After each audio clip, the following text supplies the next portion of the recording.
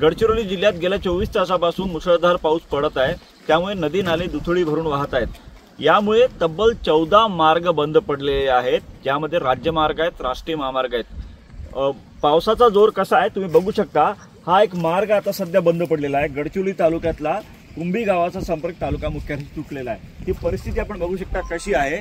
आणि महत्त्वाचं म्हणजे जिल्ह्यात पावसाचा जोर अजूनही ऑरेंज अलर्ट देण्यात आलेला आहे आणि तब्बल 14 मार्ग बंद पडल्यामुळे अनेक गावांचा तालुका जिल्हा मुख्यालयाशी संपर्क तुटलेला आहे। सगळ्यात महत्त्वाचं म्हणजे या जिल्ह्यात अनेक ठिकाणी वीज पुरवठा बंद पडतो, आरोग्याच्या सोयी निर्माण होतात। या सगळ्यांची मुकाबला करण्यासाठी आपत्ती व्यवस्थापनाचे जे जिल्ह्याचे प्रमुख आहेत जिल्हाधिकारी संजय दैने सर हे स्वतः आता फील्डमध्ये उतरलेले आहे। आता या ठिकाणी जिल्हाधिकाऱ्यांनी भेट दिलेली आहे, ही संपूर्ण परिस्थिती बघितली आहे। एसडीआरएफ सरांनी जिल्ह्यात बोलवलेला आहे आणि एसडीआरएफला या ठिकाणी तैनात करण्यात आलेला आहे। महत्त्वाचं म्हणजे तेलंगणा सीमेवर गोदावरी नदी जी वाहते त्या ठिकाणी सुद्धा अलर्ट करण्यात आला। आपल्यासोबत कलेक्टर सर आहे, आपण त्यांना बोलण्याचा प्रयत्न करूया। सर मला सांगा काय परिस्थिती आहे जिल्ह्यात? एकूण आता ऑरेंज अलर्ट देण्यात आलेला आहे, अनेक गावांचा संपर्क तुटलेला आहे, काय परिस्थिती आहे? नमस्कार। आपल्याला माहिती आहे मागच्या 24 तासापासून जिल्ह्यात सर्वच ठिकाणी अतिवृष्टी झालेली आहे। तसं सर्वात जास्त पाऊस मुरुमगावमध्ये काल 156 mm पाऊस झालेला आहे आणि बाकी ठिकाणी पण जसं बाबरागड असेल किंवा या ठिकाणी असेल कुरखेडा या ठिकाणी 140 mm वर पाऊस झालेला आहे। एकूण 14-15 ठिकाणी अतिवृष्टी जास्त मोठ्या प्रमाणावर झालेली आणि हे जे 14 मार्ग आपण आता सांगितल्याप्रमाणे 14 मार्ग जिल्ह्याभरात बंद पडलेले आहेत। या ज्या ठिकाणी आपण आता आलो आहोत चांदाळा त्या कुंभी मार्ग 17 तारखेला याच ठिकाणी 5 लोकांना आपल्या एसडीआरएफच्या टीमनी सुखरूप बाहेर काढलेले आहे आणि आज हा मार्ग पुन्हा बंद पडला। म्हणून आवर्जून मी मुद्दाम या ठिकाणी भेट दिली की अशी परिस्थिती पुन्हा होऊ नये। या ठिकाणी नागरिक पण थांबलेले आहेत। माझी सगळ्यांना याच ठिकाणच्या नव्हे तर जिल्ह्यातील सर्व नागरिकांना विनंती आहे की पुलावरून पाणी असेल, रस्ता पाण्याखाली आला असेल किंवा छोटे मोठे रपटे असतील, पाणी असताना कृपया रस्ता ओलांडू नका। जीव आपला सर्वात महत्त्वाचा आहे। प्रशासनातर्फे आमचे तलाठी असतील, कोतवाल असतील, ग्रामसेवक हे सर्व फील्डवर आहेत। आरोग्य यंत्रणा सर्व सज्ज आहे, पण आपल्या सहकार्याची आवश्यकता आहे। सर मला एक सांगा, काल आपत्ती व्यवस्थापनाची आपण बैठक घेतली होती, कारण या जिल्ह्यात भौगोलिकदृष्ट्या अनेक अडचणी आहेत। त्या आपत्ती व्यवस्थापनामध्ये नेमकं कशा पद्धतीचे निर्देश देण्यात आलेले आहेत या परिस्थितीशी सामना करण्यासाठी?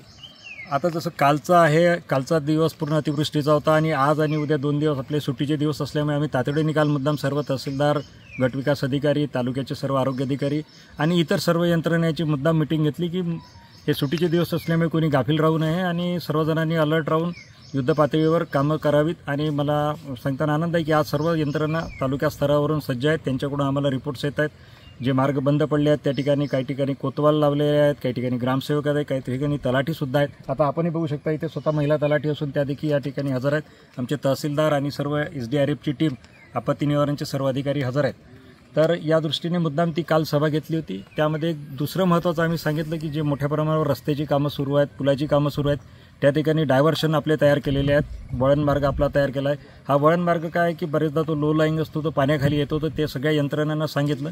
सर वळण मार्गात तुम्ही आता विषय काढलाय, तर काल त्या गर्भवती महिलेला जेसीबीच्या बकेटमधून जाण्याची वेळ आली होती। अशा पद्धतीच्या वळण मार्गाच्या संदर्भात नेमकं कशा पद्धतीचे निर्देश देण्यात आलेले आहेत? नेमकं काय घडलं होतं काल? त्याबाबतचा अहवाल आम्ही शासनाला देखील पाठवलेला। कालच्या त्या प्रसंगाबद्दल आवर्जून सांगावं असं वाटेल की त्या महिलेची डिलिव्हरी डॉक्टरनी सांगितल्यानुसार 2 ऑगस्टला आहे, पण तिला अचानक त्यावेळेस पोट दुखायला लागल्यामुळे मग तिथले ज्या आशा वर्कर आणि CHO आहे त्यांनी त्यांना रेफर केलं होतं तालुक्याच्या दवाखान्यात। परंतु तो रस्तासुद्धा वळण मार्ग पाण्यामुळे वाहून गेला असल्यामुळे त्याच्या दुरुस्तीचं काम सुरू होतं। JCB वगैरे त्याच कारणासाठी तिथे उभा होता आणि एक मानवतेच्या दृष्टिकोनातून त्या JCBच्या चालकाने तिला त्या बकेटमध्ये बसून पलीकडे पार करून दिलं सो दॅट की तिला दवाखान्यात जाता येईल म्हणून। अदरवाईज तिथे रस्त्याचं काम सुरू आहे, असं नाही की तिथे रस्ता नाही, पुलाचं काम सुरू आहे।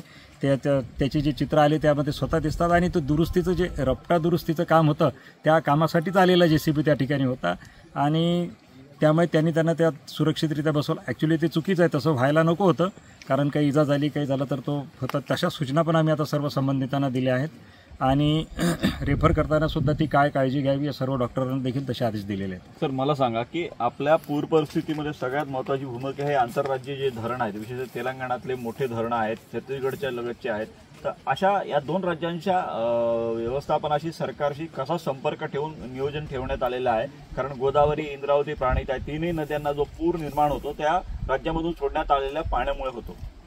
लकीली खाली गोदावरी असेल किंवा तिकडे इंद्रावती असेल यांना आता सध्या पुराची परिस्थिती नाही आहे आणि आपल्याला माहीत आहे जो 2022चा महापूर आला होता तो मिडीगट्टाच्या त्या याच्यामुळे प्रॉब्लेम झाला होता. सुदैवाने यावेळेस मिडीगट्टाचे सर्व दरवाजे उघडे आहेत त्यामुळे खाली अजून पुराची परिस्थिती नाही आहे. वैनगंगा नदीला थोडा प्रॉब्लेम आता होऊ शकतो. समजा की गोसीखुर्दमधून जर पाणी सोडलं तर गोसीखुर्दमधून पाणी सोडणं सुरू आहे पण तो त्याचा डिस्चार्ज फार कमी आहे. जर असाच पाऊस वरच्या भागात राहिला तर तो डिस्चार्ज वाढेल आणि मग मात्र थोडंसं आपल्याकडे सिच्युएशन पॅनिक होऊ शकते. वर्धा नदीला पण अजून फार तेवढं पाणी नाही आहे. विदिन बँक सगळ्या नद्यांचं पाणी आहे. पण आम्ही आणि माझी सर्व टीम आपत्ती निवारण कक्ष जो आहे आपला जिल्हा स्तरावरचा हा सर्व आंतरराज्यीय आणि आपल्या ज्या लगतचे जिल्हे आहेत चंद्रपूर असेल किंवा भंडारा असेल तिकडे वरगोंदी आहे या जिल्ह्याच्या सर्व आपत्ती निवारण कक्षाशी आणि त्यांच्याशी सतत संपर्कात आहे. आणि तसं काही असलं की त्याच्या आम्ही अलर्टसुद्धा जाहीर करत असतो. प्रत्येक वेळेस 2-2 तासांनी आमचे अलर्ट्स जात असतात. जिल्हाधिकारी स्वतः सज्ज आहेत आणि या जिल्ह्याचे पालकमंत्री असलेले राज्याचे उपमुख्यमंत्री देवेंद्र फडणवीस हे स्वतः जिल्हाधिकाऱ्यांशी 24 तास संपर्कात आहेत. आज स्वतः उपमुख्यमंत्री देवेंद्र फडणवीस यांनी स्वतः ट्विट करून ते जाहीर केलेलं आहे. त्यामुळे पूर परिस्थितीशी सामना करत असताना सगळ्याच नागरिकांनी सुद्धा सहकार्य करावं असं आवाहन जिल्हाधिकारी संजय जैना यांनी केलं आहे. महेश तिवारी, न्यूज 18 लोकमत, कुंभी, गडचिरोली.